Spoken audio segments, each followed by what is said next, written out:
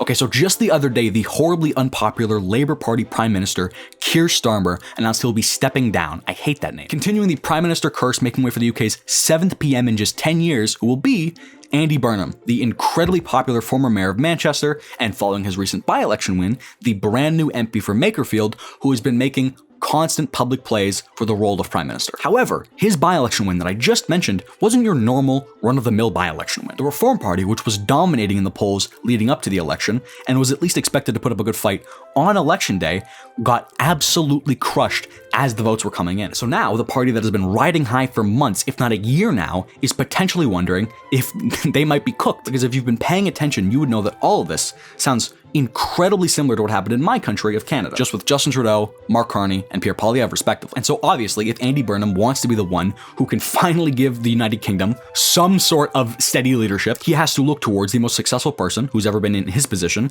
and be incredibly quick in finding out what worked for him and then copying it. But the way more interesting thing, and the thing that might surprise some of you considering my known affinity for Mark Carney, is that I actually think there's a whole bunch of stuff that Andy Burnham needs to avoid doing to make sure that he stays on as Prime Minister that he unfortunately just isn't doing right. To give you some context, before Andy Burnham was an MP and before he was the mayor of Manchester, he was actually an MP. He was just a little runt backbencher for the Tony Blair government. And his original plan was to go about rising the ranks through Parliament. However, that was before the moment that he would later describe as the turning point in his life, where in 2009, on the 20th anniversary of the deadliest sporting disaster in British history, the Hillsborough disaster, which if you don't know was where a section that was given towards Liverpool supporters collapsed under them, killing 96 and injuring almost 800, I think. Andy, who was from Liverpool, was asked to give a speech to commemorate the victims. And the speech started out fine, but that was until the crowd started to chant angrily at him. All Andy was going to announce on the day was that the government was not going to forget their names. But the crowd just kept chanting, "Justice to the 96,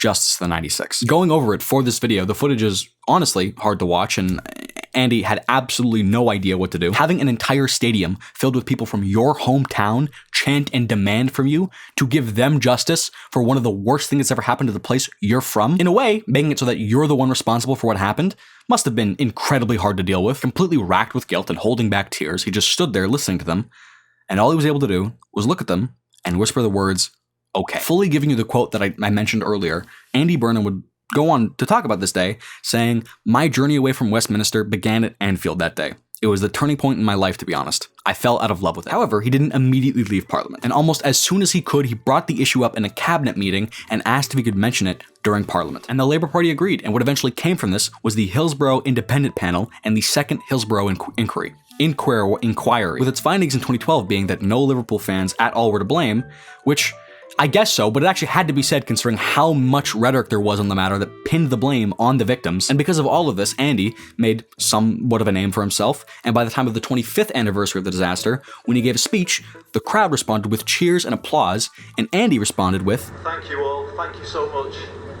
That felt better than last time." And this is what I want to talk about for my first point. You know how every country has some regional economic disparity? Well, the UK has that, of course, and it is really bad for them in the north of the country. The south, obviously, has London, but the north has been hollowed out over the years with the fall of manufacturing jobs in Western economies. So very similar to the east in Germany, these are the parts of the country that are much more likely to vote for the extremes of both sides of the political spectrum. All they want is just some sort of care and attention and economic relief. And Andy, of all Labour MPs, can speak to that. In Germany's east, the country is dominated by the far-right AfD, or on the far left, Die Linke. And if Andy wants to be able to speak to this working class, poorer part of the nation, then he needs to stay put ideologically. However, he isn't doing that. For starters, he's already somewhat of a dark horse that a lot of people don't really know that much about. Now, there's an upside to this, right? The upside is that you can create your own image. And Mark Carney used this to portray him as a steady central banker who is a genius on the economy and the best man for the job when it comes to fixing everything Canada has going wrong for it. But Andy has taken this opportunity to just try and appease everyone, trying to win these working class voters by being more left-leaning and populist. But also he started running to the center policy-wise, especially fiscally, in an attempt to try to win over the more centrist wing of the party. And even more horrifyingly, the most dangerous monster in all of British politics, able to kill a prime minister with a single glance. the bond markets. And this like hard to pin down attempt to try and like appease everyone will have consequences. These consequences haven't shown their ugly head right now, but they will. They absolutely will. And in coming to the center of the party to try and win over the bond markets and the Keir Starmer faction of the party, he hasn't actually left himself all that much room to like actually do anything. And it's with this that Andy's economic record is like actually worth looking into for a second. As the mayor of Manchester, Andy Burnham oversaw an incredible, drastic increase in not just the city's economy by like almost every measurable metric, but also just like the quality of life for its people. It's like a nice city to be in now. It's very pretty. But to give Andy Burnham credit for these things just isn't really that fair. To give credit where credit is due, most people would cite the work of city councillor Howard Bernstein as the real reason the city started thriving again. And before Manchester was like recording its skyrocketing growth, it was recording below average growth, which turned into average growth, which turned into above average growth, which then skyrocketed into the growth it's seeing now, just as Andy stepped in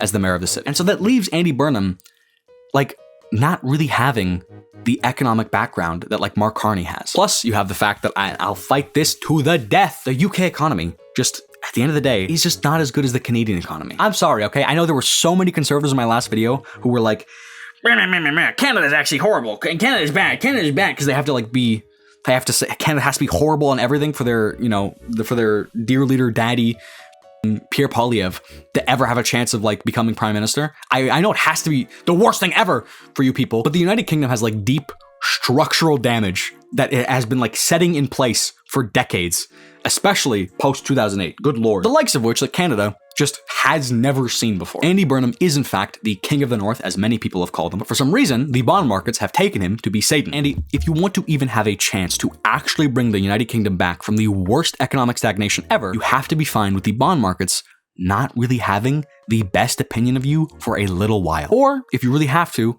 pass a few tax laws to raise revenue and talk more about how localizing things the government does will grow the economy fast enough to pay off debt. Talk a lot about that so that the bond markets don't freak out. Because to actually jumpstart the UK economy, bar rejoining the European Union, which is not going to happen anytime soon, really, you need to actually do something to get the ball rolling. Or else all you will do is lead Nigel Farage to becoming the 8th prime minister in the last 10 years. And look, I get it, okay? I get it. You don't want to be Liz Truss, all right? I understand that there's a large fear there of what could happen to you. I get it, okay? But just scare them for a bit. Just like actually do it. If you raise the cost of capital for your country by a couple percentage points, that doesn't make it so that everything you would spend debt money on is like somehow not profitable. If you just like focus on spending debt in ways that are the absolute best at returning capital back, you will be fine. You will be fine. However, if there is one thing that you can actually take from Mark Carney, it is just being personable. It is being a nice, happy, smiling guy. That works. It works wonders. It's a gift in politics. I don't want you to just be Keir Starmer, but not an autistic robot. That being said, Keir Starmer, but not an autistic robot, is... that might be a generational prime minister. Mark Carney is incredibly charismatic, but you can just be so much more than just like the cool, like Keir Starmer in a leather jacket. You can just be so much more than that. I'm gonna be serious right now. I think if anyone is going to be able to fix the United Kingdom's economic situation, honest to God, I do think it's Andy Burnham. I actually do. Because you all have absolutely no idea just how incredible the like recovery of the city of Manchester has been. It is one of the best European cities right now, period. I know I said that he shouldn't be like given credit for what happened, which is correct. I don't think he should. But at least from coming from there, he will now understand like what is actually working a lot better than what like Mark Carney would have, considering he was never the mayor of like former Shitsville that is now a Utopiaville. And a lot of his plans that follow Manchesterism do honestly sound like things that could jolt the British economy alive again. Not enough to like bring it out of its slump, but like enough to do a decent amount of help. And so to really finally push home on what Andy Burnham needs to do, stop trying to appease anyone and everyone. Don't box yourself in fiscally and economically. Okay, you were the mayor of a city, but now you were the prime minister. You're gonna be the prime minister of the United Kingdom. You have some wiggle room with your finances. You have creative ways of funding investments. And for the love of everything that is holy, please become a member like Ray Dovey or Ramen in the Discord. Okay, I love you, bro. Thank you to all the channel members you see on the screen right now. I really appreciate each and every single one of you. Mwah. I love you so much. Thank you. We have 20 members, by the way. That was a goal of mine for the longest time, to get 20 members. Of course, the second I go and run my mouth, because That's like a lot of money. And it's almost the case that I make $100 every month from members, which if that happens, I will meet the minimum payment for YouTube every month. And that is a goal of mine because making ad revenue videos, making money from ad revenue can be very scary. However, you don't have to become a member though. The best way to support the community is just join the community. Discord is in the description down below. I love you.